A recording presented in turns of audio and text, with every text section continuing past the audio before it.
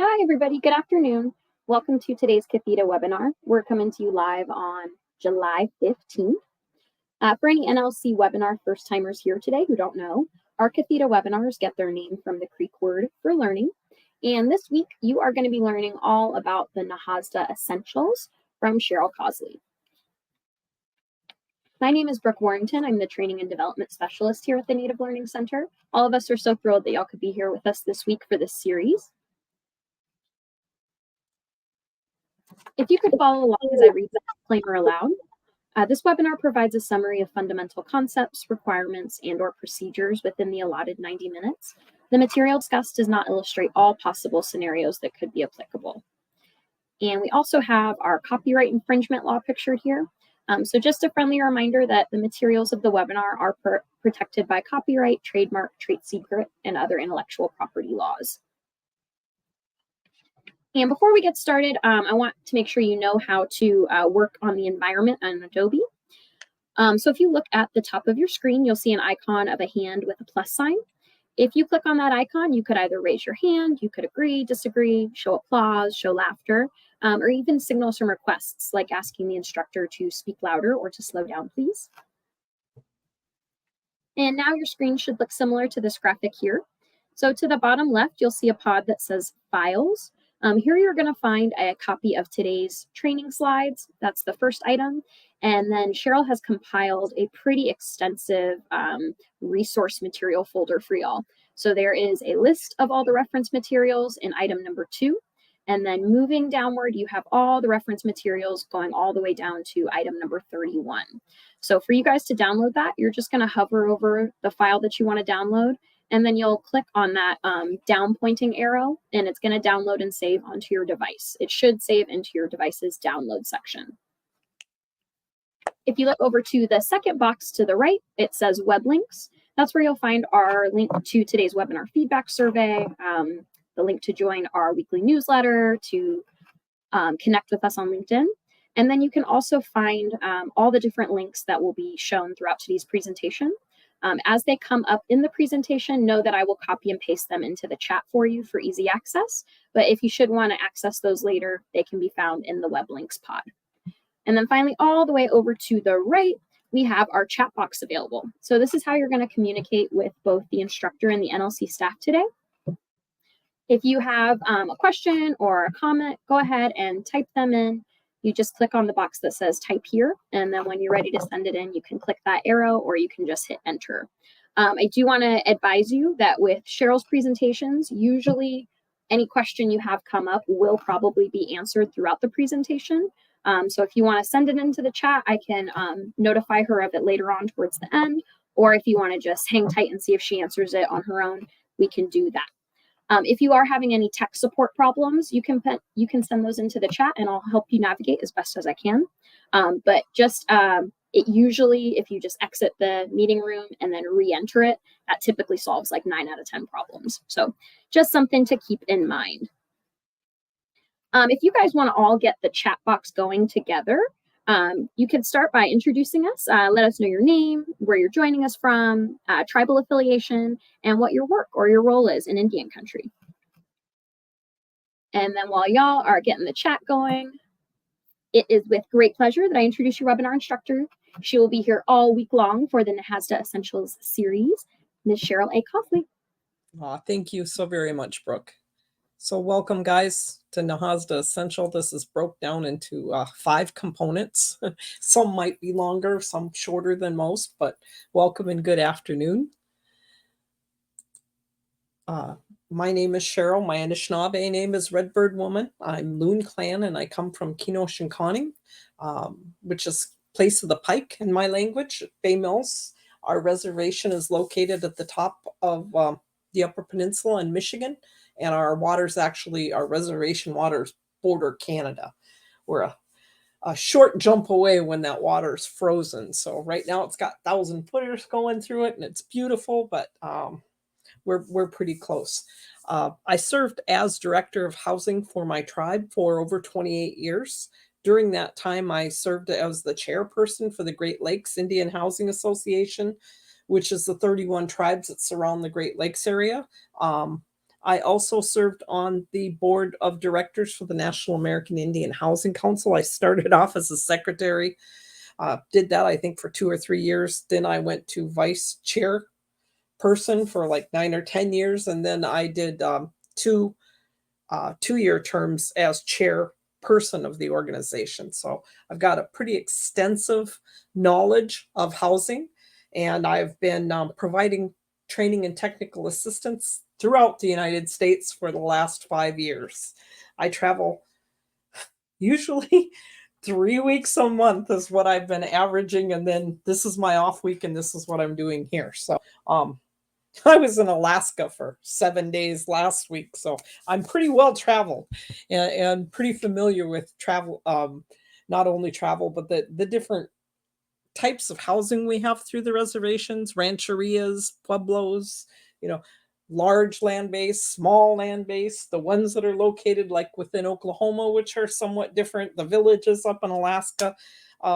We all have to follow the same rules. It depends on how much money we get, how often we have to use some of them and how big our staffs are. But, our mission is the same, and it's to help our people. So we're going to go till 3:30 today. These are the reference materials. Brooke was actually talking about. The NAHASDA statute is the first one, and that's the first place you go when you're looking for information. The NAHASDA regulations at 24 CFR Part 1000, that's the second place you go when you're looking for information. Then you can almost, depending on what type of question it is, because these two documents are written for housing and housing alone. So it just has to do with what we have to do. Now, that third document in there is the Uniform Administrative Requirements. Those apply to a lot of people. They apply to your tribe. They apply to non-tribal entities and to our housing entities. And they govern the finance, the audit, the procurement, basically the money components, the contracting and the administration. That's where you go to find out those questions. And then there are the guidances, the program guidances, and the PIH notices that are published by HUD. I usually look at those before I go into the Uniform Administrative Requirements, because those are a little bit frustrating, because those, like I said, are not specifically for housing, where all those other things are. We've got different reference materials in some of the subjects that we're going to talk about over these 5 days. Local cooperation agreements. Should you build off of your reservation land, you have to have those in place. We're not supposed to pay taxes with NAHASDA funds. Calculating income for eligibility. That is a brand new guidance. Replaced a document that came out in 2013. Make sure you're compliant. Your admissions and your occupancy will have to deal with that particular portion, and that's on the reference materials 10. Insurance requirements. A lot of slippage in Indian country when it comes to useful life, binding commitments, and insurance requirements when it comes to doing rehab and modernization and spending your monies that way. This is when these kick in a lot. If you're doing a lot of building and your tribe perhaps wants to raise your thresholds, there's ways you can do that under the Federal Micro Purchase Simplified Acquisition Threshold publication. It's not a one and done, but if you've got clean audit findings and things like that, you can actually raise those thresholds if your governing body wants to do that. The TDC. So when you're building under NAHASDA, you need to make sure that you're building under those total development costs. That's a publication from 2022. Even if you're using tribal money, you still have to pay attention to the TDC. We're supposed to build moderate housing. There's a model housing ordinance in here. There's a new publication on your affordable housing activities under NAHASDA. Not only they tell you, they spell it out, all of those affordable housing activities, but if you're the one doing the IHP, use those numbers, use that layout. It makes it a lot easier. There's sample monitoring plans in there. There's a NAHASDA glossary for all the new ones that don't understand all those little acronyms and abbreviations that we always use.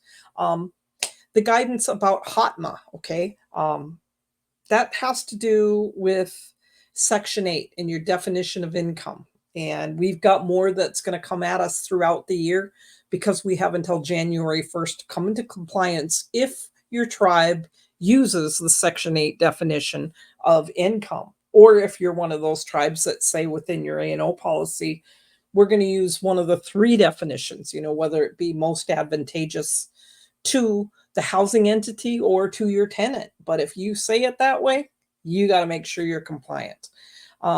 Implementing the required use of gyms. That's also a document that came out in the last year.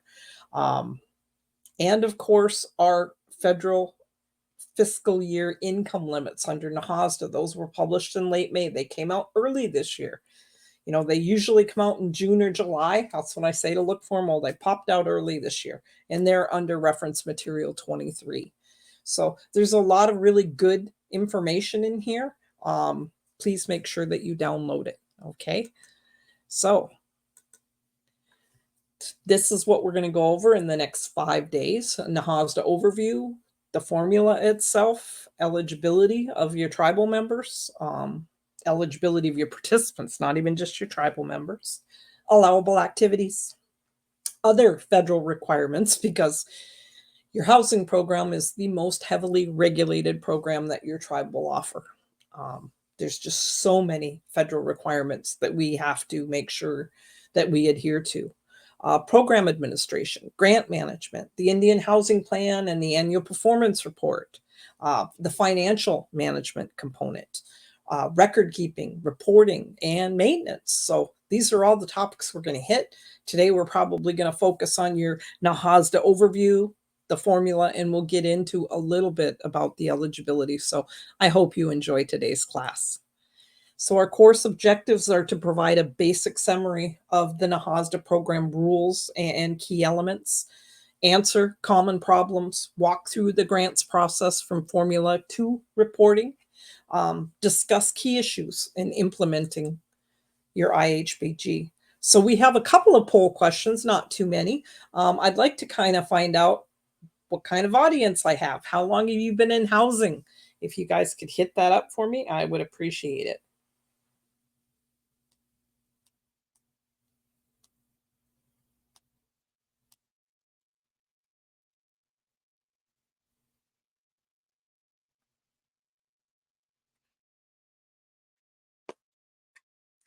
Okay.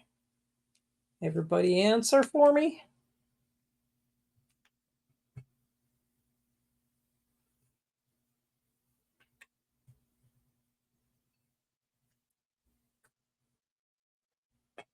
Okay, we're going to end the poll. Let's see what it says. We've got a breakdown, 0 to 6 months. We got a lot of you in here like that. So welcome to the program. Got lots to learn. So 7 to 12 months, got 3 in there. 1 to 3 years, we've got 10-year plus. We got 4 lifers in the room. Good for you. That's one thing about housing. If you make it through the first 3-4 years, a lot of times, unless you go on to run a department or whatever for your tribe, a lot of us become lifers, just because we get to do so much good for our people. And it's always changing. That environment is always changing. Okay, so our next question, what area of housing do you work in?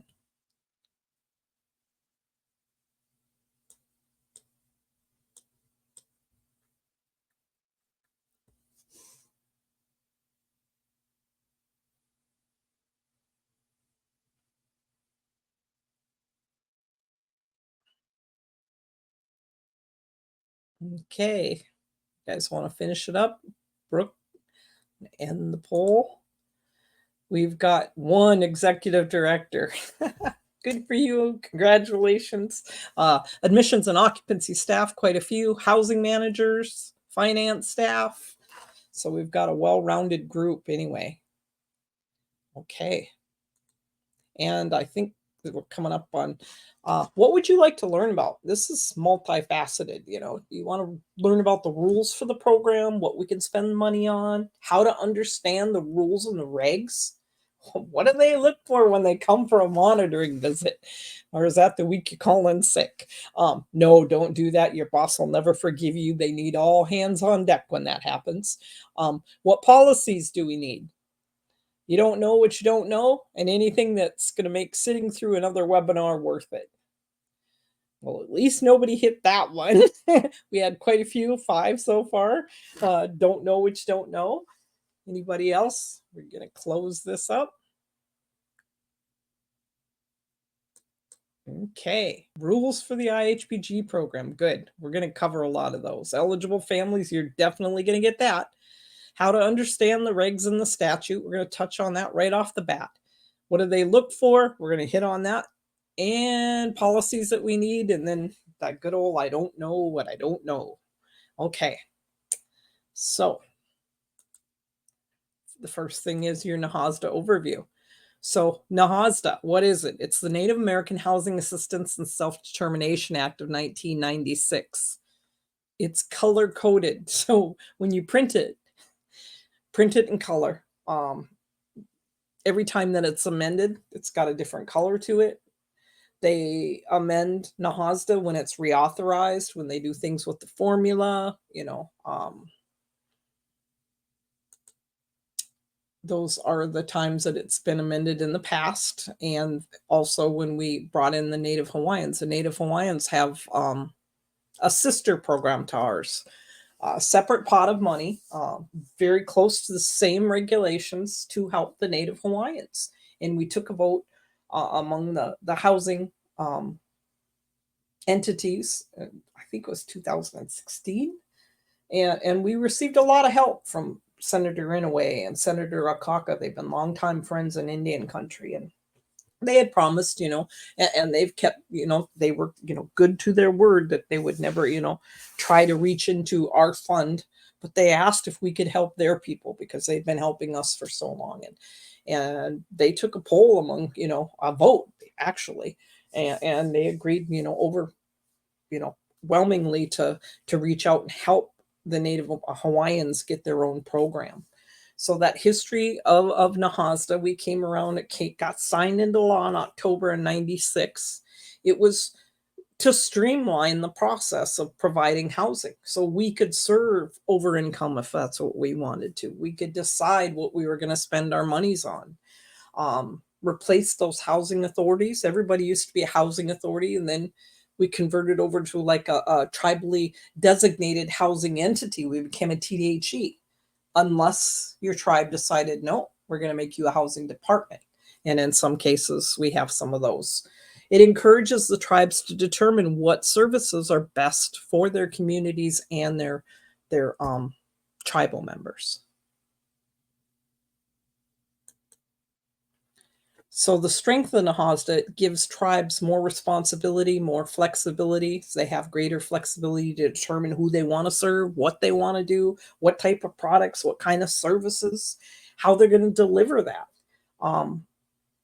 Our tribes, our TDHEs, are still required to serve our low-income families, with exceptions as required under the U.S. Housing Act of 1937. Okay, so especially for you newbies. Until NAHASDA was adopted,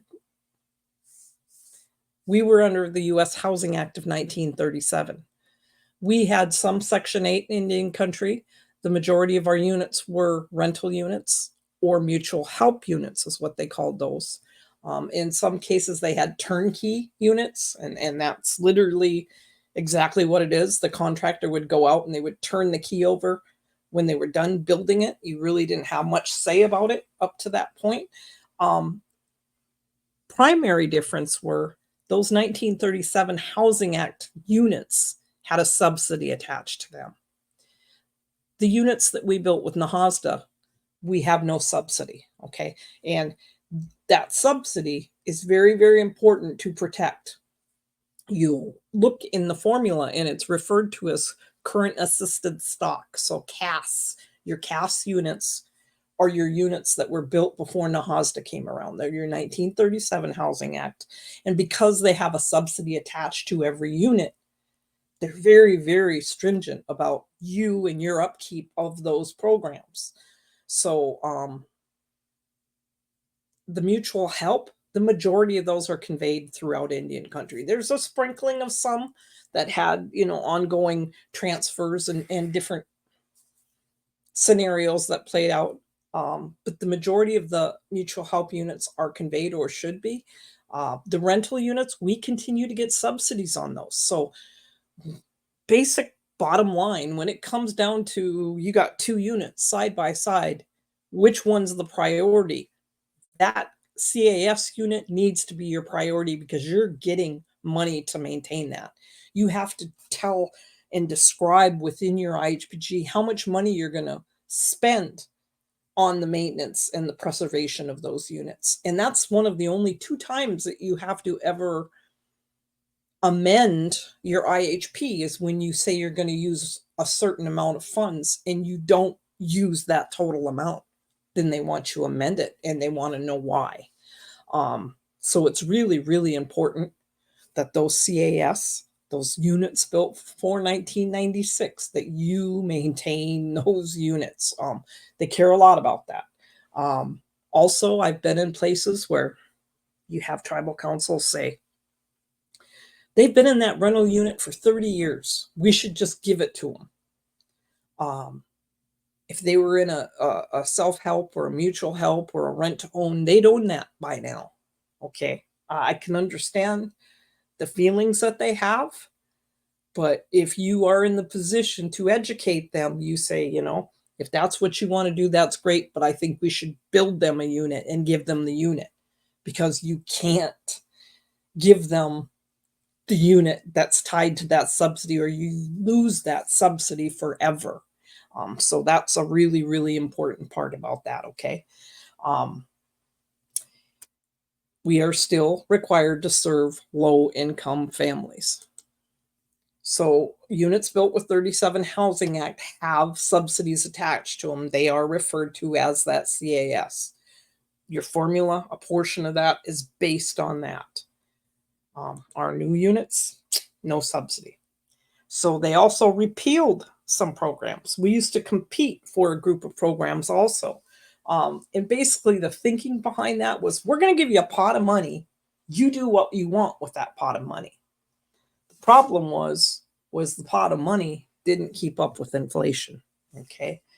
We should be at a much higher threshold than what we are. And we've got money coming at us right now in the last couple of years, more so than we saw throughout, since NAHASDA came about. So we're lucky there.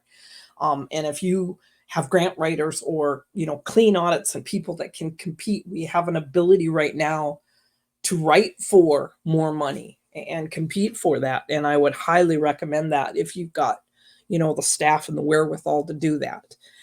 So it repealed our traditional Indian housing development, our comprehensive improvement modernization programs. So you used to be able to write and compete, and we would get CAP, they would call that, and modernization to go through and basically rehab all your rental units and things like that. They had something called the home program, the Indian home program. We had youth build, we had youth sports, we had drug elimination, homeless programs. They kind of did away with all of those and said, well, if you want to offer that, you can. It provides for our block grant, both the annual grant received by the tribe and the program that directs the use of that grant are known as IHBG, the Indian Housing Block Grant. Formula-driven program provides funding to eligible tribes nationwide.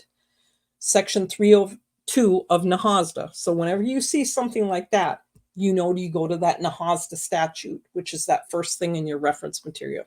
Section 302 is where you would go to, outlines the factors that it's included in your formula allocation, provides an appeals process for tribes and TDHEs to address any differences. Makes your block grant and other assistance directly available to the Indian tribes now. The tribe itself is the recipient. Whereas before NAHASDA, you had to have that housing authority. You had that separation from the tribe itself. The tribes can run the program directly, or they can designate a tribally designated housing entity to administer it on their behalf. So in order to interpret and implement NAHASDA, those regulations were developed by HUD and tribes. We did that during using the process of negotiated rulemaking, or you'll hear it referred to as NAGREG. That was a very, very hard process. I'm not gonna, not gonna lie about it, because it required unanimous consent. And, especially when you get into the formula components and things like that, sometimes you had to take a loss for the betterment of everybody. A small loss, and that's palatable. Some people didn't want to do that, and they dig their heels in, but it was unanimous consent. So in order to pass go, you had to get everybody sitting at the table to agree. A lot of tribes brought in their lawyers, and they're not exactly the easiest to sometimes negotiate with. We were a lot better when we had our tribal leaders and our directors who had their boots on the ground and understood why certain things went down. But the first one was a 58-member negotiated rulemaking, and every time they touch the formula, or every time we're reauthorized, they're going to call for negotiated rulemaking, and they'll do that through the Federal Register. So replace the 37 Housing Act, the regulations at 950, and it set forth the necessary policies and procedures for the administration of the grants made available to our tribes and TDHEs under the block grant program. Statute mandates negotiated rulemaking process. It requires us to use that when we're developing regulations or doing anything, like I said, with that allocation formula. The regulations are developed by committees of tribal and HUD representatives. HUD's at the table also. And there are approved documents through this link here if you wanted to read to see what they did in the past. So there was committees, 2013, 2016, 2017, there's been lots and lots of committee meetings in the past.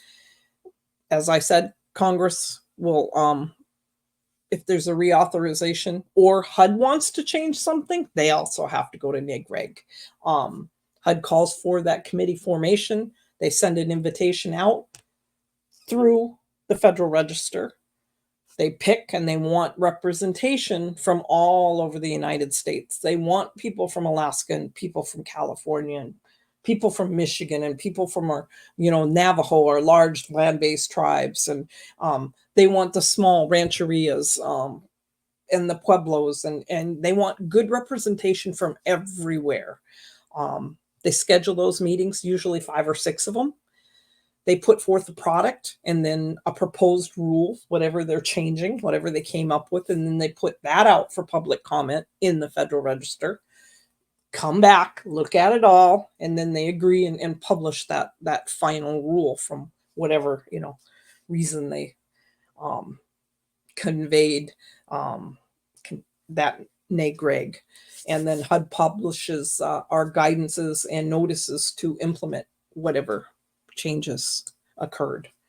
So NAHASDA is a self-determination program. Our recipients have the maximum flexibility in defining their program within those established requirements. You have to follow those. If you ever looked at the IHP and the APR, you're certifying that you've got all sorts of policies and things in place. Read that, make sure you have them, because you're going to get a finding when they come if they don't, because you're saying, yes, you do.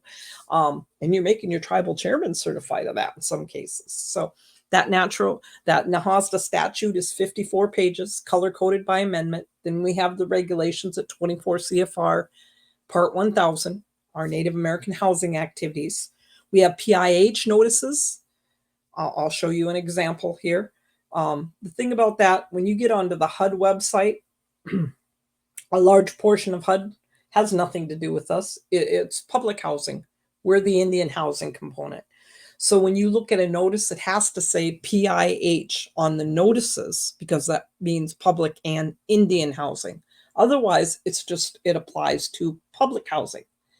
Now, once you've been in here a while and you're pretty sure that you know the majority of the things you need to know about Indian housing, these lifers that I've got in the audience, then you can, start walking on the public side and see if there's anything, because they have some rules that are similar to ours, and you can utilize some of their forms and tweak them to fit our needs. But the majority of the time, you got to stay just right within our realm, and you get to that through Code Talk, and I'll show you that in a second. So uniform guidance, that Part 200 uniform administrative requirements, cost principles, audit requirements for federal awards. Like I said, your tribe itself has to follow the same guidelines when it comes to this one. It controls their audits the same way as it does ours. It controls their procurement the same way it does ours. And their finance and their allowable expenses and things like that, all governed by 200 uniform administrative requirements. Our reference material is not duplicative. What that means is if you find it where it says something here, it's not going to say the same thing in the next one. It's going to give you another bit of information, and oftentimes we'll send you somewhere else. So you will get frustrated. I'm just going to say, don't get frustrated, but you will, because it's hard sometimes when you're looking for something and then those regulations are in a question and answer format. It's like, that's not my question, but you'll learn how to use it. You'll get good at it. And the more you explore, the more you'll know about why we have to do things a certain way. So as an overview, the difference, what's the difference between the statute, the regs, and the guidance? Our statute is a law, okay? It's a federal law written by Congress. Statutes can only be changed by an act of Congress. So if there's something that tells you have to do it in statute, it's a do not pass go. You have to do it. It can't be waived since it's a law instituted by Congress. You're going to see that copy that's in your reference materials at 1. The regulations can be waived by a departmental secretary. In our case, HUD goes down a little bit further.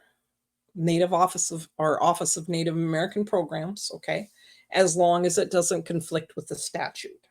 You can see that and read about that at 24 CFR 1008 for more information. So whenever you see 1000 and a number, that means you got to go to the regs, okay? So 1000 is the regs, and then the number is where you go within the regs, and they're in order in there. Those regulations are usually administered by the federal agency that is the designated, or who has been designated in the statute to see or oversee the new program. In our case, it's HUD, more specifically, the Office of Native American Programs. Copy of those regulations can also be found in the reference materials at 2. Okay, so then we have our program guidances, our public and Indian housing notices issued by HUD periodically and available electronically. We used to, when I started a million years ago, got everything mailed to us. So you didn't have to look for it. You just had to wait for it to come across your desk. And then you knew, we got a new rule we got to follow. It's not like that anymore. I don't think there is anything that gets mailed to your housing authority anymore. Even our formula amounts and things like that over the last couple of years, we have to go online to look at. So it's really, really important that you have staff within your programs that go out and get on Code Talk quite a bit and pull down the regulations and things like that. So 2010, they quit, and they're only available basically now on these active links, which are to Code Talk. Okay. So this is your administrative flow. The federal law written by Congress, only changed by an act of Congress. The regulations are written to implement the statutes. They can be waived by the Secretary of HUD as long as it does not conflict with the statute. You can read about waivers, the regs at 1008. Our notices, our official transmittals regarding policy issues, procedural topics cannot be waived if it relates, again, to the regulation or the statute. And then they provide guidances. The guidances are to assist our tribes, used to implement the block grant program, provide tools for program management, and clarify technical topics. So the HUD notices are official transmittals to recipients, typically regarding policy issues, procedural topics. The information in HUD notices can be waived by the Assistant Secretary for Native American programs unless it actually relates to the regulation or the statute. Again, the program guidances assist the tribes to implement our programs, provide tools for management, help clarify various technical topics. To the extent that the program guidance is advisory, it's designed to help the tribes implement their programs. There's no waiver needed. When program guidance further explain the regulation or the statute, the waiver provisions regarding those documents hold true. So the statute, the regs, the notices, the guidances, they work together. Okay, those are the pieces to our giant NAHASDA puzzle to provide that picture of each grant recipient's opportunities and responsibilities. So the negotiated rulemaking that was in charge of writing the regulations decided they weren't going to restate any information that was already stated in the statute unless the statute wasn't clear. Okay, so you as a program administrator or even, an employee within our programs, you have to be able to refer to both the statute and the regulations simultaneously to have that complete understanding of NAHASDA. You should have it on your tabletop so you can click on the live version, and you should have a printed version that you just update once in a while if they are very large. The statute doesn't change very often, the regs do. But it's sometimes more helpful when you have it in printed form because you get sent from one document to another quite a bit. So our PIH notices are issued by the Assistant Secretary of Public and Indian Housing. Our program guidances are issued by the Deputy Assistant Secretary for Native American Programs.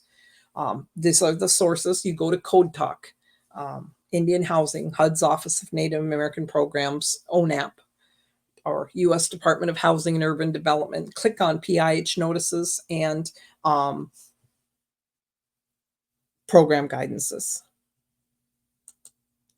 So the Code Talk website, www.hud.gov Code Talk, bookmark this site and check it weekly. Actually, you should check it a couple of times a week if you're the ED. And some of you lifers, that's where all your good information comes from. You use the site to get updated and timely information. That's where the program guidances are at. That's where our PIH notice is at. Read the Dear Tribal Leader letters, even though you're not a tribal leader sometimes. They put a lot of our information in there. Also has links to the statute, the regulations, and much, much more. This is what the current website kind of looks like. As you can see at the beginning, it's addressing public housing. PIH home, more about PIH, more about public housing, housing choice vouchers, and then there's the Indian housing. We're in the middle there. And then the Office of Native American Programs. And then you can go down and there's our everything, A to Z. You can click on that, or block grant programs, HUD VASH programs, the Indian Housing Block Grant Competitive Grant, in case somebody is, competing for that. Section 184, loan guarantees, the Indian Community Development Block Grant Program, Title VI loan guarantee, COVID-19 resources, Hawaiian programs, what's new on Code Talk, other HUD news, news from our federal partners. So you'll see things from USDA and our other, people that we work with. Training calendar of events, probably on there right now for this event. Request technical assistance. That's where you go by your region. Technical assistance is free of charge. There's no reason not to get it. You go by course, you go by instructor, you can go by whatever you need there. 3-4 visits if that's what you need. A one-time visit. You can do it virtually. You can do it in person. There's no reason not to get training. Environmental resources, climate change, contacting your ONAP staff or, the tribes, the GEMS program, the formula, and skilled worker demonstrations. There's breaking news on there, tribal consultation, best practices. What have some other tribes done? NAHASDA, there's the PIH notices, the program guidances, all the way back to the beginning of time. It's interesting reading, and it can help you write some of your policy. HUD income limits, Dear Tribal Leader letters, grants.gov, the Federal Register, forms and handbooks. So, this is where all your resources at. This is where you gotta go first. Tribal Leader resources, TDHE Director resources, Youth Build and more. PIH employment, tribal funding, find shelter, connect home. There's all sorts of things on there. And the different guidance numbers. So you can, the income limits, as you can see here for 2024, it was the first thing that came out of the box. And your PIH notices. This is the procedural guidance for VASH. And this one is IHBG formula recipients, updated information to process when requesting approval for model activities. And make sure you just know those rules for applying that guidance. So there's program-specific requirements. You follow those when they are provided. If you can't, and you need to call your HUD office once in a while. Those have some wonderful, wonderful people. Some of them have been around as long as I have.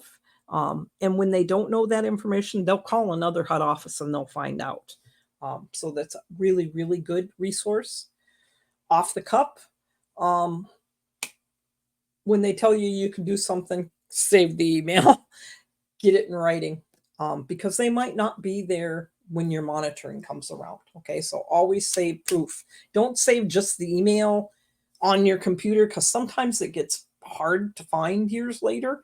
Print it and put it in whatever file that you're working with there. Okay. Uniform guidance is followed when program-specific requirements are not provided in accordance with 1026. So you can go to 1026 and read about that. To understand those program requirements, you research the statute, the regs, the PIH notices, the program notices, and the uniform guidance if necessary. So for your Indian Housing Block Grant, program-specific requirements are generally, like I said, not duplicated. You've got to go, from different place to different place. So what about your tribal policy? What happens with those? We're going to use procurement as an example because there's established procurement thresholds, okay? Procurement threshold might be $250,000 for certain activities. And your director might want to do some building, and your procurement policy at home on the res adopted might be $100,000. Okay. Tribe says you can spend $100,000. Regs say you can spend $250,000. They go in that sweet spot and they say, oh, we're going to spend $200,000. They're going to get a finding. They didn't violate statute. They didn't violate, the requirements, but they violated your own policy, and you'll get just as much trouble. So make sure, especially in the areas of procurement, that you adhere to your own policy. Okay. Don't break your own policy because they can be stricter than the statute or the regs.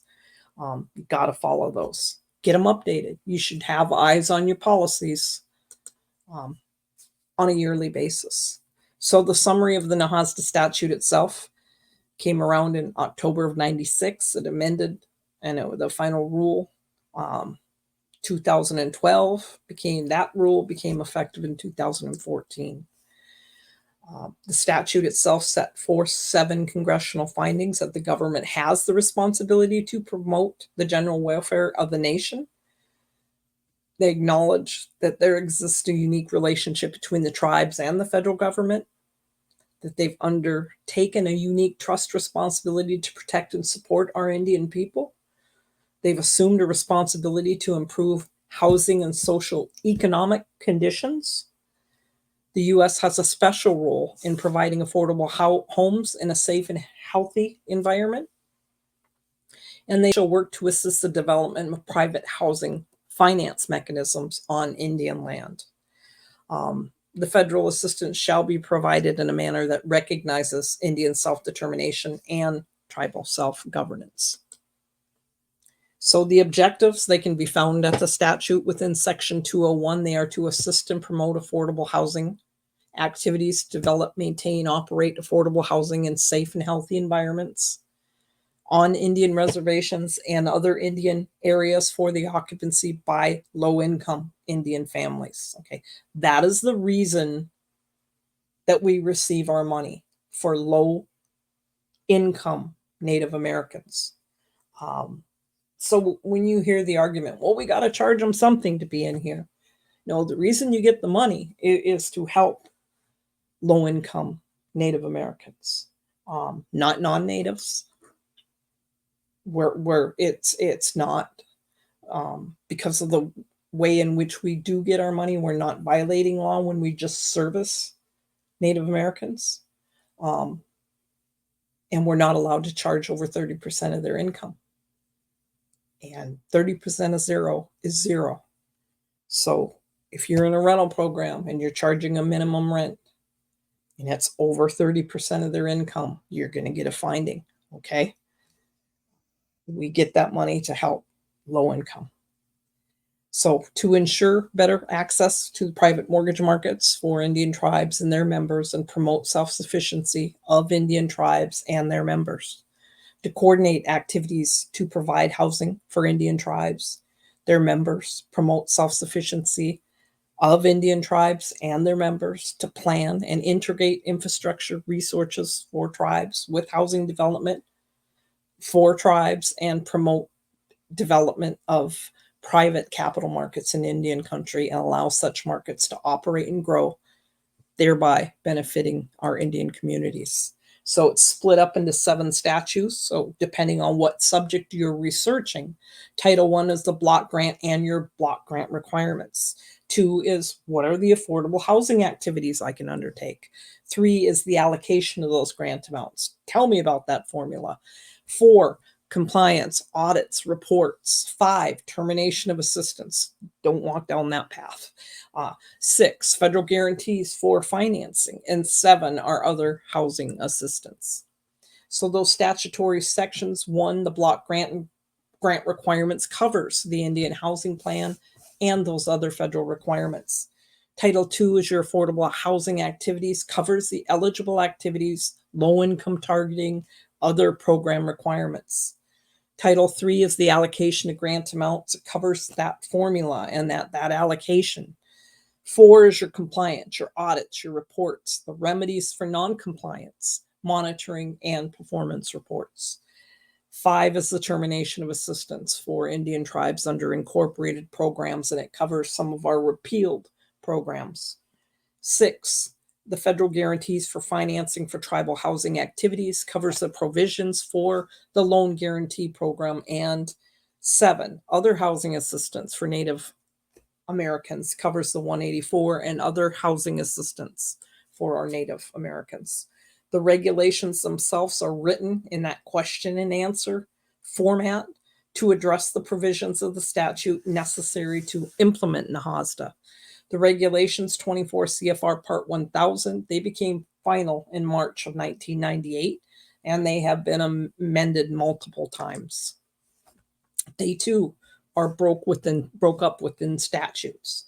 The A being the general objectives, B being affordable housing activities, C being your IHP and APR, D being the allocation formula, E being federal guarantees for financing of tribal housing guarantees, and F being recipient monitoring, compliance, oversight, and accountability. So those regulations are divided again into 6 subparts. Subpart A is general. It restates those primary objectives, contains the legal authority of the regulation, other applicable federal laws that impact NAHASDA, and the conflict of interest provisions that apply under our block grant program. Finally, Subpart A contains key terms and regulations. Subpart B is your affordable housing activities. It contains the regulations, the amendments to implement affordable housing activities, includes the following topics: eligible activities, are eligible beneficiaries, cost and payment limits, and existing housing stock. You got questions about them? You go to B. Subpart C, your Indian Housing Plan. It set forth all the requirements concerning the preparation, the submission, the review of your tribe's IHP.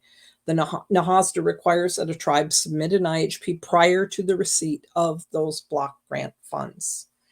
Subpart D, the allocation formula, establishes the formula for allocating amounts available for a fiscal year under NAHASDA. F is your federal guarantees for financing of tribal housing activities, and it establishes the terms and conditions by which HUD's going to guarantee our obligations issued by your tribe or TDHE for the purposes of financing eligible affordable housing activities. And F is the recipient monitoring, our oversight, and our accountability, which addresses the monitoring of compliance, performance reviews, HUD and tribal review, audits, remedies for noncompliance, includes the responsibilities of HUD and you as the recipient.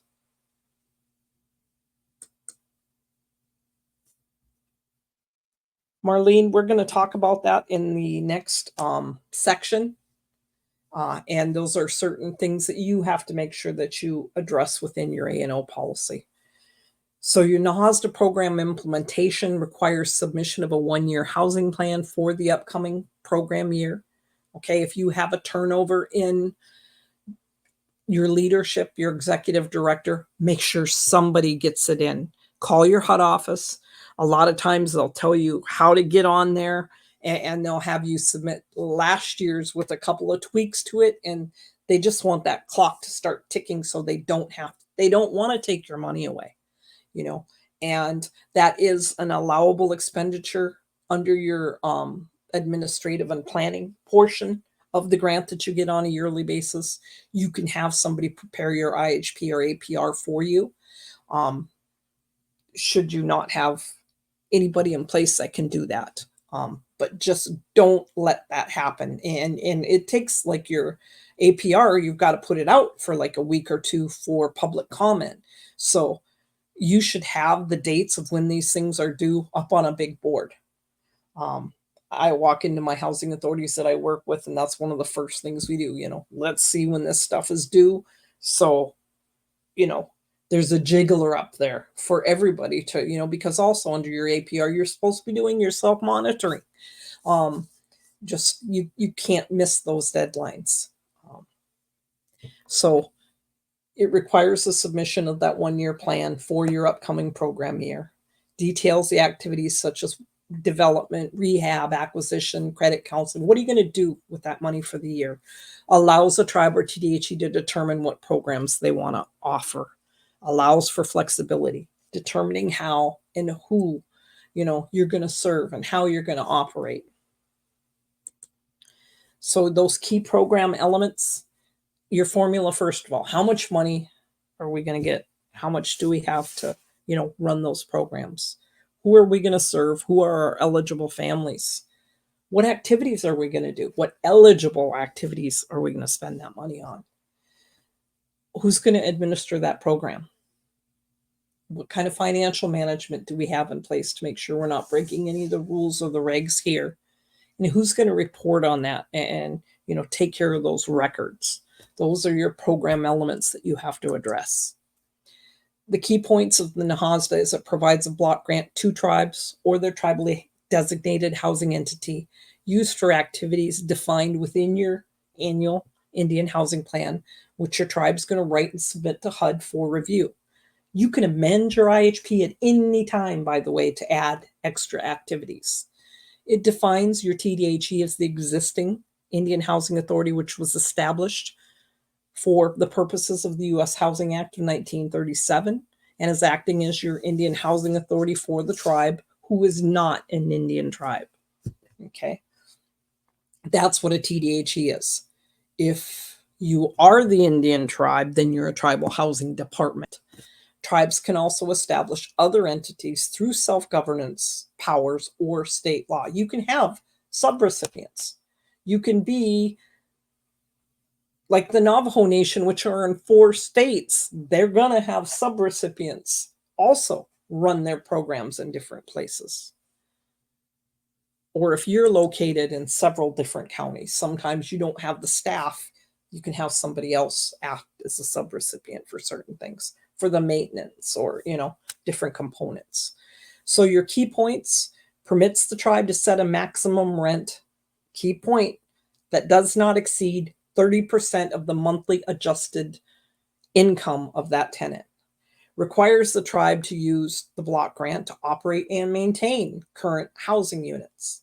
Distribute your grant through an allocation formula developed under negotiated rulemaking, and authorizes a federal guarantee program that tribes, if they wish, can use with the Secretary's approval, a federal guarantee to undertake affordable housing activities that does not exceed 5 times the amount of the need portion of the tribe's block grant. Okay. This is Title VI, and the purpose of that is that loan guarantee to assist recipients, which they call borrowers, because they receive loans who want to finance eligible affordable housing activities, but who are unable to secure financing without the assistance of a federal guarantee. A federal guarantee is a pledge by the U.S. government to repay all or a portion of the unpaid principal balance and accrued interest for an obligation by a borrower to a lender after a default under the terms of the repayment agreement. Regulations about that are published at 24 CFR Part 1000 Subpart E. That's where you go to read about that. The borrower leverages your block grant funds to finance affordable housing activities today by pledging your future subsidy as a security for repayment of that guaranteed obligation. A private lender or investor provides the financing. HUD provides the guarantee to the lender or the investor, saying, if they default, we'll give you the money that they're supposed to receive in subsidy. Okay?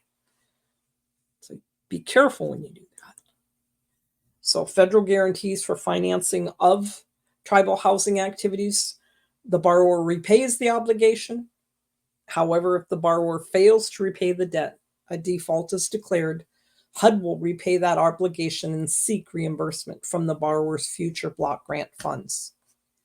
Eligible borrowers under this program include tribes that receive block grant funds and TDHEs authorized by a tribe to receive block grant funds and to make obligations and pledge block grant funds as a security for these obligations. Eligible lenders under Title VI loan guarantee programs are listed at 1404. Eligible activities, Section 202 of NAHASDA, are the same for the IHBG program. This program allows HUD to guarantee loans secured by Indian families, Indian housing authorities, TDHEs, tribes to buy or construct 1 to 4 unit properties located in Indian country. Okay, now we're talking about the 184 program, which is separate than Title VI. I'm sorry. Tribally designated areas, reservations, regulations are published at 24 CFR 1005.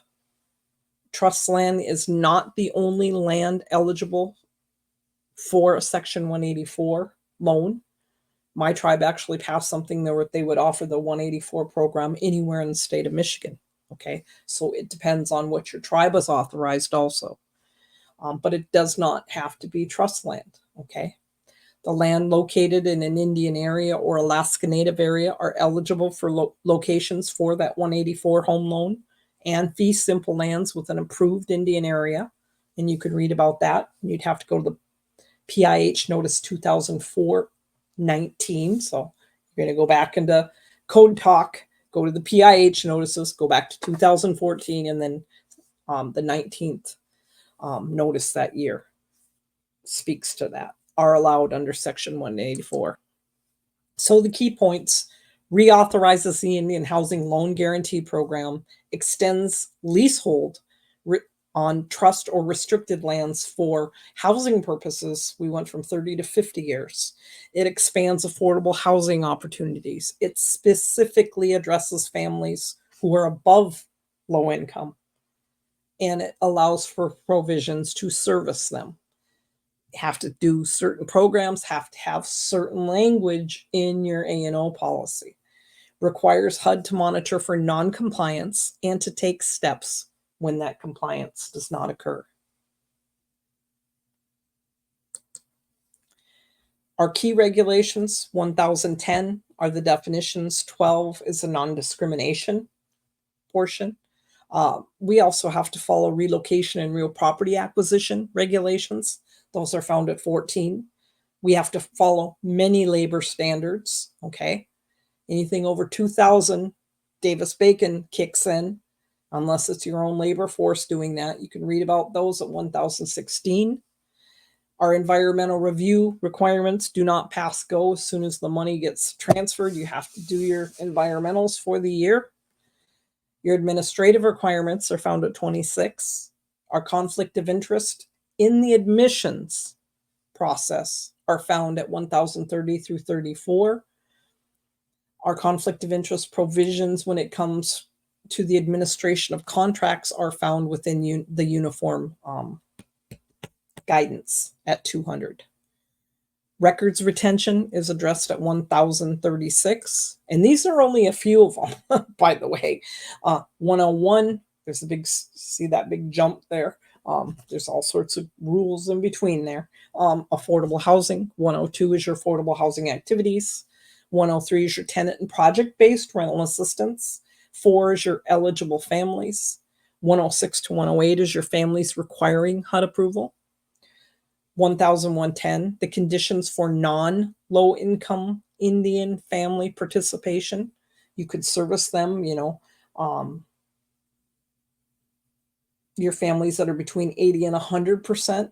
If you put certain documents and get permission within your IHP.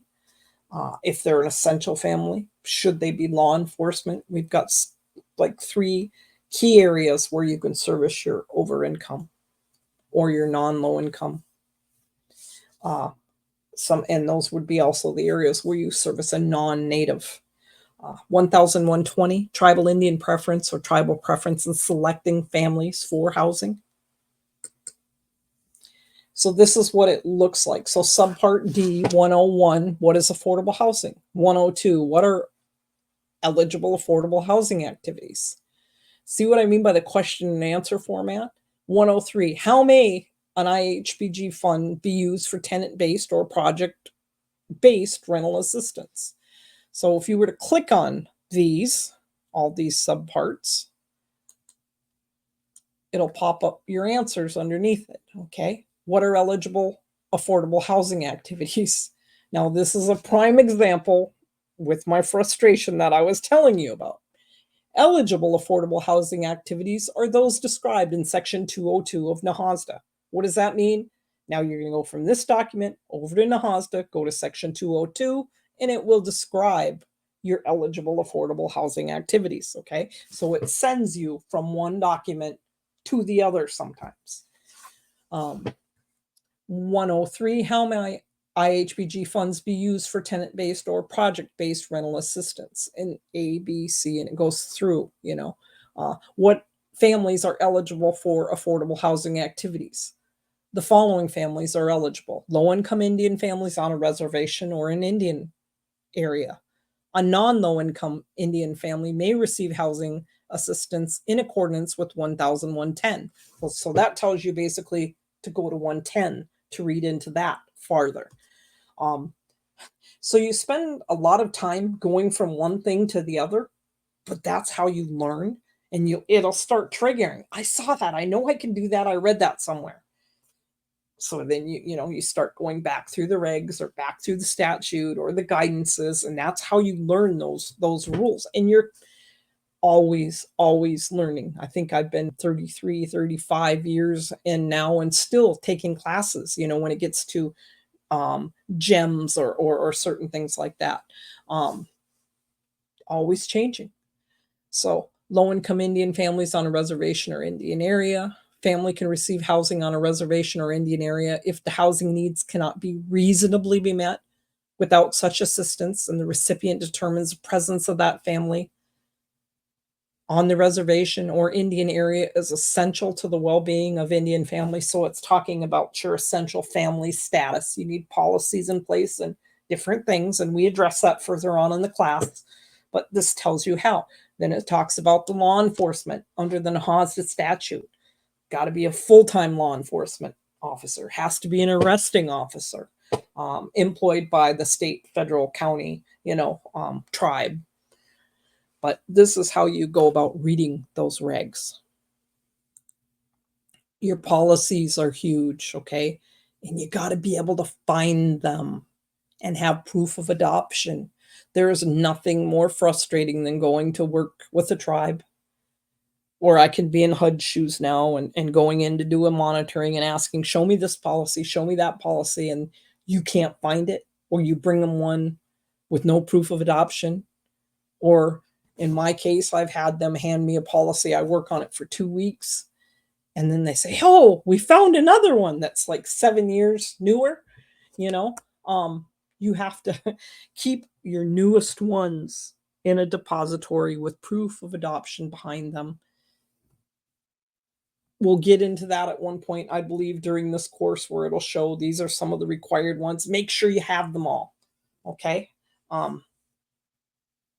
That's what you got to do there. So some of these are, the policy issues, eligible families, tribal preference and selection, your applicable income limits, the definition you use for low income. You have to, which one of those 3 definitions are you using? The definition of gross annual income, eligible activities, the required policies you have to have in place, maintenance policies, your policies on inspections, your policies on useful life, uniform relocation assistance policies, your conflict of interest policies in 2 different places, your procurement policies, your total development cost, your financing, your personnel policies. 203 of NAHASDA requires that you have policies adopted on rent, on insurance, on admissions and occupancy, on maintenance, on inspections, and on conflict of interest.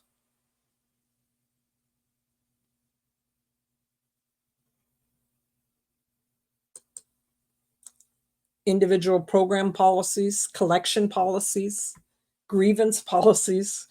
Now, your grievance policies, you're going to need them for your tenants, and you're going to need them for your staff, and you're going to need them for Indian preference. So you're going to need 3 different types of grievance policies: personnel policies, travel policies, drug-free workplace policies, criminal background checks, procurement, capitalization, disposition, inventory, investment. If you would want to be an investment tribe, you have to meet certain criteria. Cash management. So as you can see, there's a lot of policies you have to have in place too. I do a lot of work going out and visiting throughout Indian country and helping. We're not allowed to write policies for anybody, but we can give you examples. We can look at yours. I walk through them with them. Would you like to address this? You're missing this area. I hate typing policies. I don't like those, trying to line them all up. I'm not a real good typist. I had somebody that did that for me, but work on policies all the time, because that's something, and we got to continuously update them. You should have acknowledgement statements within those, depending, is it a personnel policy or is it for your tenants? Signed acknowledgement is proof that the policies and procedures were communicated to whoever the stakeholder or the leasee or the user is. You combine your acknowledgement statements with handbook disclaimers for additional protection. You allow your lawyers to look at those if it's an acknowledgement statement. And anytime you do anything with your lease, get your legal team's eyes on that. So the top one is, I have received a copy of the handbook policy procedure. I understand that's my obligation to read and understand this material, to abide by the rules established by the organization. So this is a personnel policy. I also understand that I'm governed by these policies and procedures, and the organization could change them at will.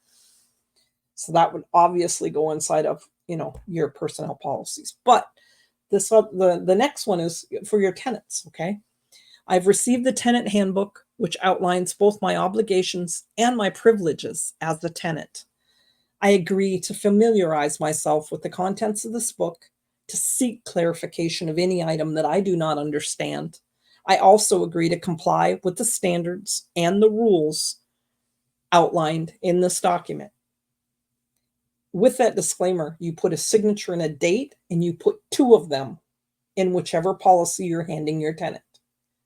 You have them sign them both. You take the back copy off and you put it in your file, and then you leave one attached to their policy. And then should there be a breach of policy, you could say, you sign this right here saying that, you would get a hold of us. You knew you weren't allowed to do this, or you would seek clarification. It just kind of strengthens your case.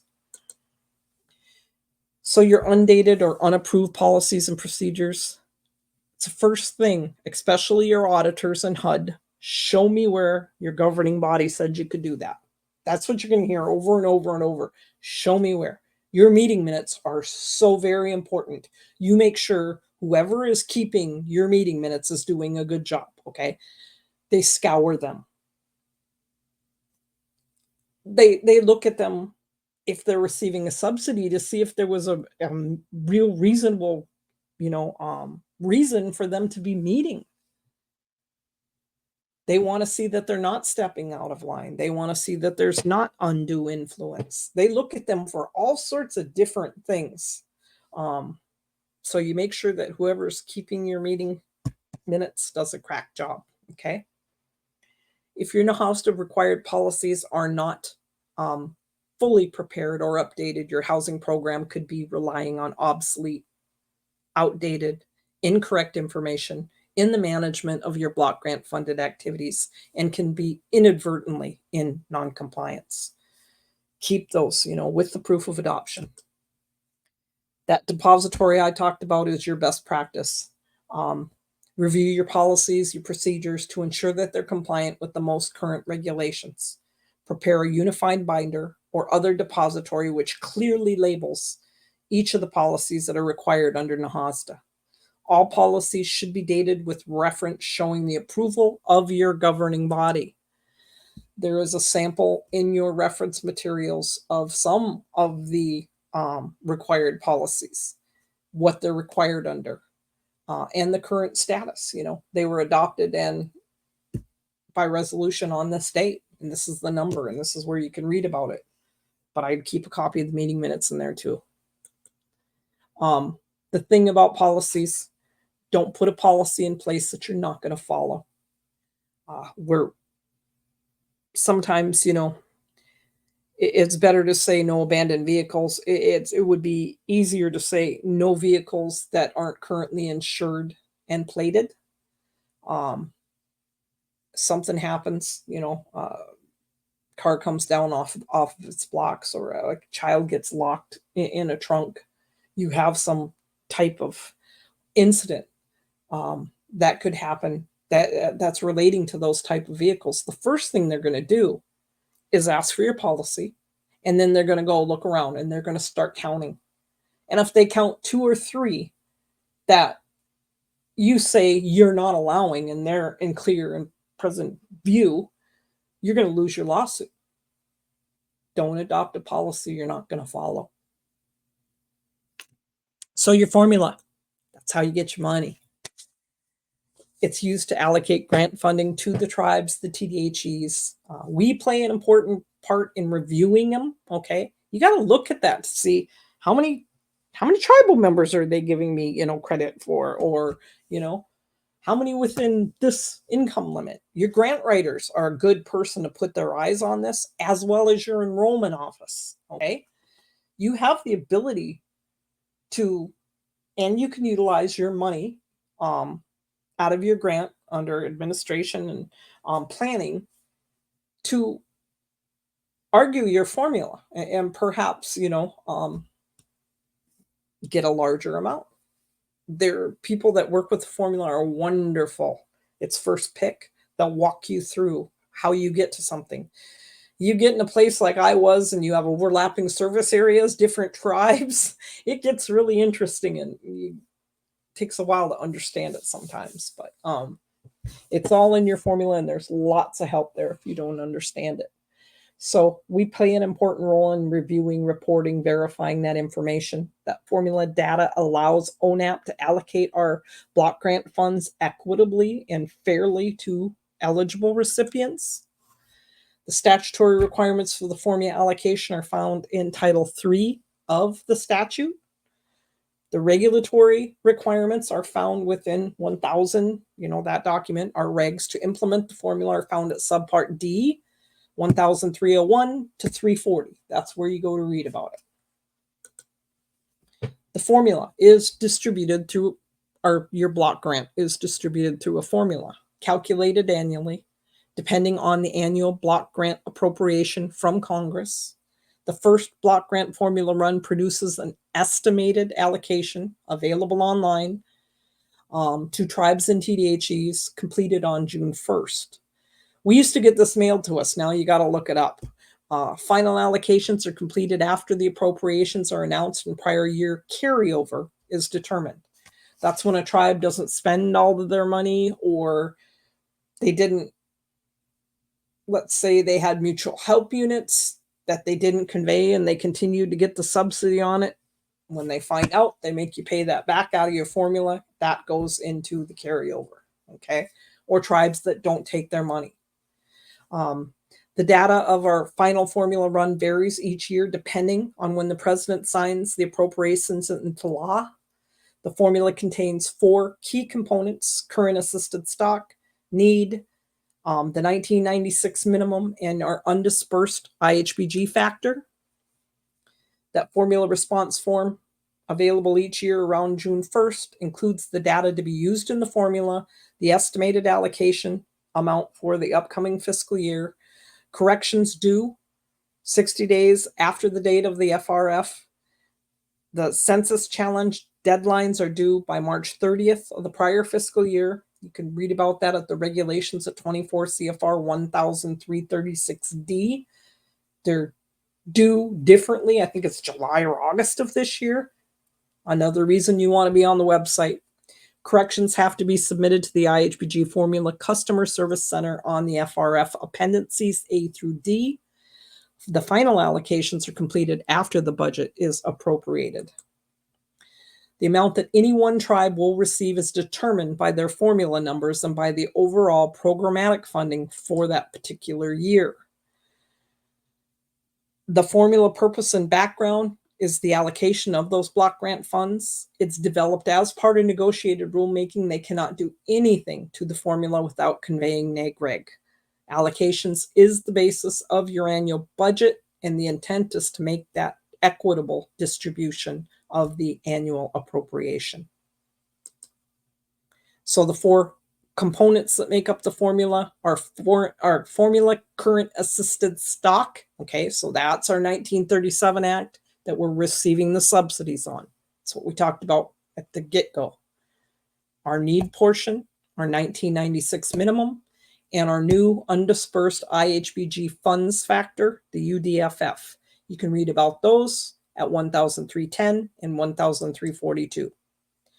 So, do you have currently any FCAST units in your inventory? That's our question.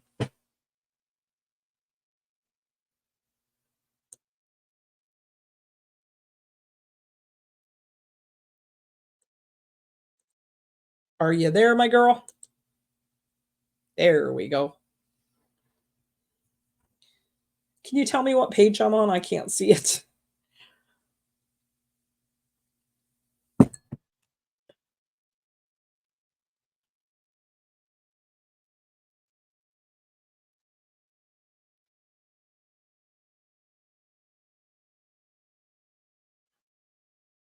No, no.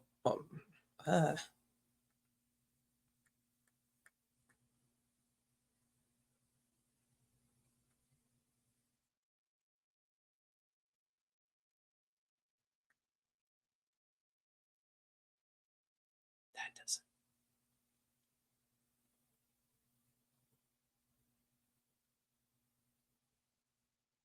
Wow. Okay. Yes. Okay. So the poll, we're going to end it. You do have some people that have rental. One that has, that's what a lot of them are conveyed. That's what I said. The home buyer, we have both. And not sure. Okay. Can you close that for me, my girl? Yeah, and you should be on slide 85. Sorry, it took me Okay. a second to print it. So your component one is your formula current assisted stock. FCAS is developed under the 1937 Act before NAHASDA, called current assisted stock. It was your low rent, your mutual help, your turnkey 3, and Section 8. Any 1937 units in the development pipeline after NAHASDA and the Section 8 that was expired but managed like Section 8. Your FCAS, there's two elements of FCAS in your formula: your operating subsidy and your modernization allocation. Your FCAS is adjusted by 1996 national average. You can never receive less than what your tribe received in 1996, okay? And there's local cost and inflation adjustments. So the highlights that came about in 2017, PIH notice 2017-15, removed reducing Section 8 units based on FCAS reductions, codified conversions policies, required reporting on our formula response form, clarified homeownership unit eligibility after becoming eligible for conveyance, clarified the demolished and rebuilt eligibility. And what that is if you have one of those rental units that you're receiving FCAS on, and you have a fire or a demo dispo or something that you have to work on that unit, you can work on it for up to 1 year and still maintain your subsidy. Now, if you think you're going to hit the 1 year trigger and you're got a good reason for it, you call your HUD office and you tell them, I'm having trouble. I had to put it out for bids twice. This is the reason.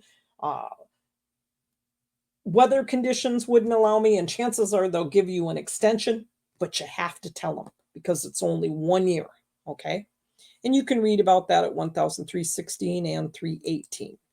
So the final rule adds the existing unit conversion policy to the regulation. Before it went into effect, we were only required to report units converted before 1997. Under this new rule, beginning in 2018, we're required to report all unit conversions if we change a mutual help to a rental or a rental to a mutual help on the formula response form, because the amount of the subsidies were also different. The demolished rule is the one that I was just talking about. A unit demolished pursuant to a planned demolition can be considered eligible as an FCAS unit if the unit is rebuilt within 1 year. If it cannot be rebuilt within the year because of a relative administrative capacity and other challenges faced by the recipient, a one-time 1 year extension may be requested. Requests have to be submitted in writing to the formula center. Call your HUD office first, and then they'll tell you how to submit it. Include the justification for the request. Units that are not eligible for that FCAS were units built after your specified units built over the amount specified in your original annual contributions contract, or projects with a DOFA, data full availability, after October 1st of 1997. Units not included as low-income housing units are also units that you don't use for non-dwelling purposes, be it laundromats, fire halls, things like that. Vacant units, unless they're being made available for that occupancy. Units being used for the VASH program. Why? Because the VASH program has a subsidy and you can't get two subsidies on the same unit. Conveyance eligible, conveyed, or demolished units not rebuilt within 1 year, or units constructed with NAHASDA funds, unfortunately have no subsidy. So review that FCAS data, review the formula response form, report any corrections to unit counts, unit types, actual or expected, date of full date of full availability. Submit within 60 days of the formula response form publication. That's usually August 1st. Submitted corrections are going to be reviewed. HUD's going to inform the tribe of the corrected unit count. Finding your formula data, it's right here, an active link to find your data. Your second component is needs. There's 6 weighted variables using the American Community Survey, ACS 5-year data. 1 variable using the decennial census data, which is the American Indian Alaska Native, which is updated annually using our census population estimates. And you can read about that at 24 CFR 100330B1. These are our need components. Our weights also found at 100324. How many low income, how many very low income, poverty level, how much housing shortage, how much overcrowding, rent burdened, housing burden, which includes more than rent, and how many American Indian and Alaska Native persons. Your formula area, the geographic area providing substantial housing services, your formula area and your Indian area are different. There is a population cap. It's a control to maintain fairness. Only twice the amount of your American Indian Alaska Native population enrollment, and there is a challenge process available. The third component is the 1996 hold harmless. Your tribe's funding never reduced below what you received in 1996. It's the amount the IHA received for operating and modernization subsidy that year. The IHBG funding is adjusted to the amount received in 1996, so you'll maintain that threshold. And that is a statutory retirement, so they can't change that. Component 4 is our newest one. It is the undispersed IHBG funds factor. You can read about that at 100342. It's a new formula factor, provides adjustments for very few of our tribes with an initial allocation of over $5 million a year. If they have undispersed block grant funds greater than the sum of their prior 3-year allocation, the initial allocation is going to be reduced, and any amounts recovered will be redistributed throughout all of Indian country. The formula response form, HUD notifies recipients of data to be used in the formula, the projected allocation amount. It's available on the HUD website to recipients by June 1st, and it's required by regulation. All FRFs and final allocations will no longer be mailed, and they're published at ihbgformula.com. So correcting and challenging data, you can challenge your need portion of your formula, provided the tribe has gathered, evaluated, and presented it in a manner that is fair and equitable to all the participating tribes. You have until March 30th of each year to submit challenges to your needs data in consideration for the upcoming fiscal year. The IHBG Formula Service Center is firstpick.org. It calculates our allocations, provides TA to our recipients on formula, receives, processes, corrections, and challenges, and they're wonderful to work with. So eligibility. We have to make sure that we're servicing eligible program recipients. I know we're running right at the end, and I'm sorry, but it's quick. Eligibility requirements, mandated NAHASDA eligibility requirements. Gross income has to be within the HUD-defined income limits. Special exceptions apply. Have to be a Native American family. Special exceptions apply. And you have to find them suitable for your housing program. So what is a family? I read that first definition and I thought everybody's a family under this definition. Includes a family with or without children, an elderly family, a near elderly family, a disabled family, and a single family.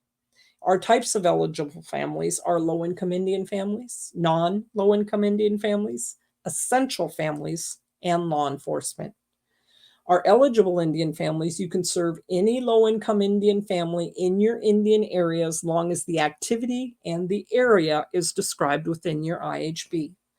Your definition of low income is 80% of median income. It's the greater of the Indian area or the U.S. median income limits, and we're going to get into that tomorrow.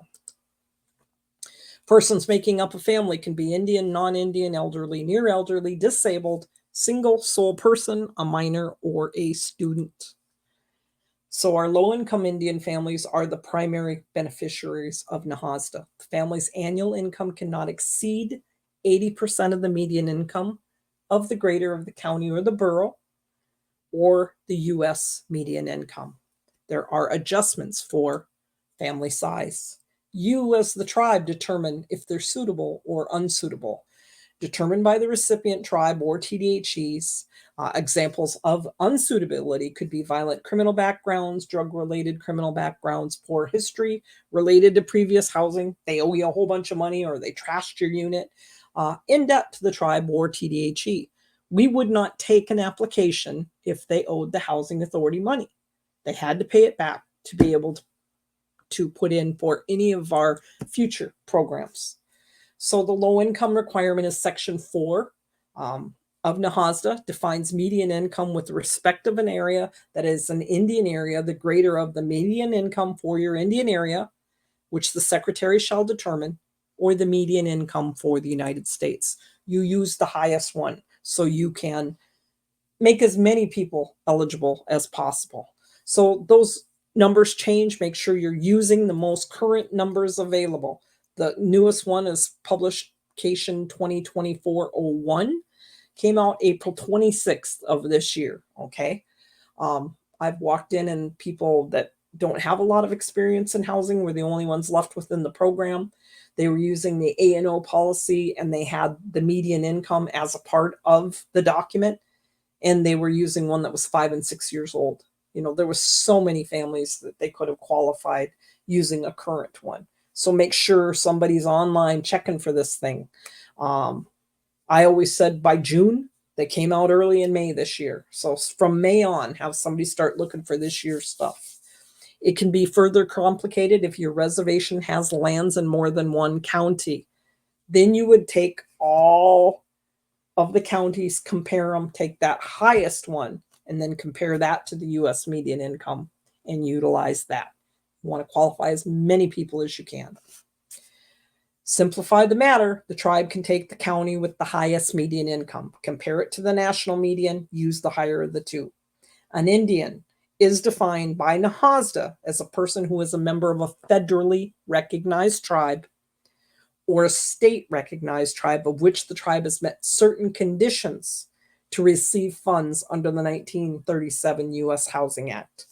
Indian tribes determine your own membership criteria and eligibility. This is the guidance about your income limits. The guidance revises 2023-01 and provides the latest income limits published by HUD. The background is PDR 2024-01, published April 1st of 2024. It uses Section 8 programs, fair market rent definitions for median family income, which means HUD develops medians for each metropolitan area, parts of some metropolitan areas, each non-metropolitan county. Geographic definitions as the basis of the 2024 median family incomes and income limits for all areas of geography. HUD does not impose any limitations on the year-to-year change in an area's median family income. The median family income limits are used for the block grant program. They're available on HUD's website. To find an MFI for a specific area, under the section title Access Individual Income Areas, click the link.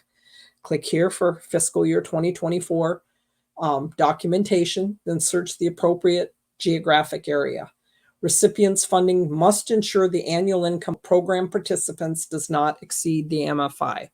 Program Guidance 2024-07 addresses the 3 annual income definitions that you can adopt in your policies to compute the annual income to determine program eligibility. So what is it? The median income of your counties or the equivalent which the Indian area is located, or the median income for the United States.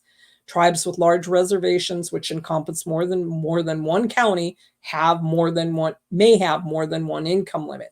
They want you to take the highest one, okay?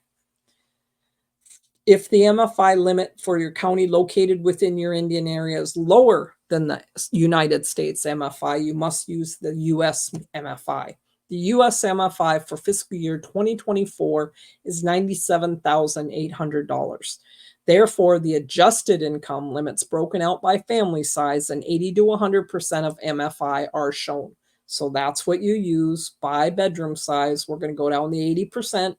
So 4-bedroom, 80% is $78,240. Okay. At 100%, it's $97,800. Okay. And the low income requirements defines median income with respect to an area that is an Indian area, the greater of the median income for the Indian area, which the secretary shall determine, or again, the median income for the U.S. Make sure you follow the updated instructions and guidance on how to calculate income for the purposes of program eligibility. Those are in your reference materials. Step 1, adopt a definition for your tribal housing policies. Step 2, make sure you're giving all the NAHASDA exclusions, and then the federal mandated exclusions as 3. Get your income verifications as step 4, and then the adjusted income for purposes of determining rent as step 5. You adopt the definition and policy, Section 8 income definition, census definition, or IRS definition. And then you have your exclusions. Any amounts not actually received by the families, any amounts that would be eligible under exclusions under the Social Security Act, any amount received by a member of family as a disability compensation from the Department of Veteran Affairs. So there's a whole list of mandated exclusions.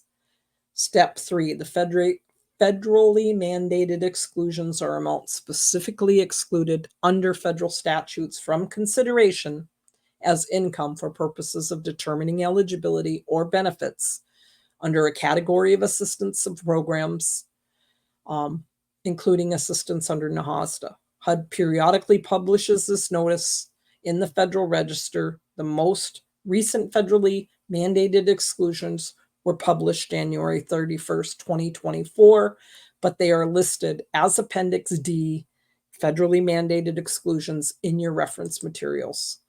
And then you have to go through the income verification. You have to have verification policies in place, and you're required to maintain that documentation on which the determination of eligibility is based. You can require a family to periodically verify in order to determine housing payments on a continued occupancy consistent with your local adopted policies. You can choose to use third-party income verifications, request documentations such as tax returns, W-2s, pay stubs, other appropriate information is stipulated by your policies to adequately estimate annual income. There's the mandated statutory exclusions. Youth, students, and persons with disabilities or dependents, you get a dependent deduction. Elderly and disabled families, $400 for an elderly or disabled family. We're going to go through these tomorrow. Medical and attendant expenses, child care expenses, earned income of minors, travel expenses, and other amounts. And that's tomorrow's discussion, guys. So Section 203 NAHASDA requires that the block grantees develop written policies governing rents and homebuyers payments charged for our block grant assisted dwelling units, including the processes and procedures for determining the income eligibility based on annual and adjusted income, determining rents based on adjusted income, recertification of eligible income eligibility, adjusted rents accordingly. Additionally, this section requires that monthly rent or homebuyer payments may not exceed 30% of the monthly income of any low-income family residing in a block grant assisted unit. So last year, HUD released a final rule implementing Section 102 and 103 and 104 of HOTMA, which is the Housing Opportunity Through Modernization Act. Those made changes to Section 8 definition. ONAP will be developing guidance, training to help us with this definition, or those of us that use that, to reflect those no rules, and they will be in HUD will be in touch with more information in the near future. And this is the PIH Notice 2023-34 that addresses that, and it gives us until January 1st of 2025 to implement our HOTMA definitions, okay? Under NAHASDA, it was signed. HOTMA in 2016 primarily impacts the program by revising the commonly used Part 5 definition of annual income codified at 24 CFR 5609. So it's your Section 8, those of you that use Section 8 definition, okay? So they published that on February 14th of 2023. They put out another guidance allowing public housing to set a compliance deadline of January 1st, 2024 to January 1st, 2025 to come into compliance with HOTMA. So then they came around and said we were allowed the same thing. So this additional will let tribes, Indian tribes and TDHEs that choose to adopt the Part 5 definition will have until January 1st of 2025. So you're going to see a lot more of this coming down the pipe. And this will keep you advised of that. So whose income counts? The head, the spouse, co-head can never be a dependent. It counts. Everything counts. Even if they're a college student, it counts if they're the head, spouse, co-head. Income of other adults, yes. Dependents, their employment income does not count. We'll talk about the one for college students tomorrow. Children under 18, live-in aids, you don't count anything. Foster children, you don't count anything. Foster adult, you count their employment income. But like I said, tomorrow we will go through that a lot better. So our exclusions categories, benefits that shouldn't be counted. Certain VA benefits, certain household members, example, your live-in aids, amounts that are counted as assets rather than income, for example, inheritance. Income from self-employment, sorry guys. Assets withdrawn or salaries paid to household members from businesses must not be counted, but your losses cannot be counted as zero income. Or they are counted as zero income, not deducted.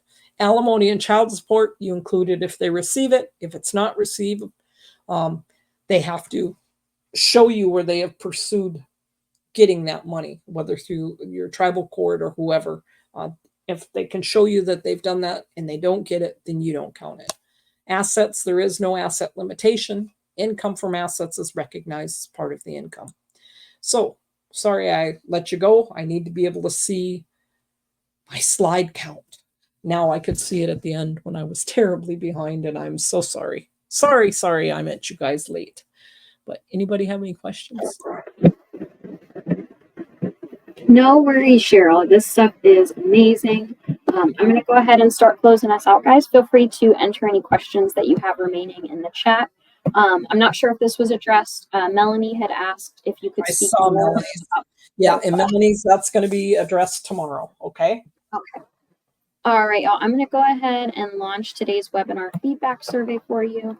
If y'all could take a minute or two to complete that, it helps us know what is working well, what we can maybe improve upon. And then hopefully we can see all of you back here tomorrow for NAHASDA Essentials Training Day 2. It's going to be the same time, but it'll be a different webinar room link. So make sure you're using the Day 2 link. If any of your colleagues or anyone else you think would benefit from the series, make sure to let them know, and know that today's session is being recorded, and I will post that to our website tomorrow morning once it is ready.